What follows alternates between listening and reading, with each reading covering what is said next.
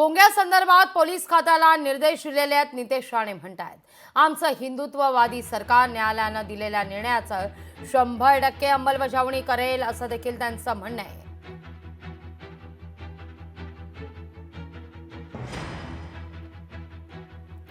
जे हे 5 वेळा बोंगे वाजवत बसतात, त्यांनी त्यांचे बोंगे वाजवण्याचे कार्यक्रम स्वतःनीच बंद करावेत. आम्हाला राज्यात संघर्ष नको आहे. आम्हाला इथे कायदा आणि सुव्यवस्था हवी आहे. फोनाफोनी करून गर्दी जमवायला लागली म्हणून समोर बसलेले किती शिवसैनिक होते की भाड्यावर लोक आणलेले ना, ह्याचं पण जरा पत्रकार म्हणून तुम्ही संशोधन करा.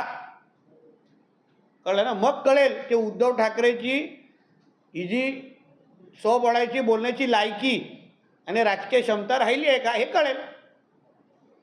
आणि आमच्या अमित साहेबांना की झाडकी पत्ती बोलण्याची हिंमत हे काँग्रेस आणि राष्ट्रवादी म्हणजे राष्ट्रवादी कोण शरद पवार गट यांनी खाऊन थुकलेल्या च्युइंगम म्हणजे उद्धव ठाकरे त्यांनी करू नये.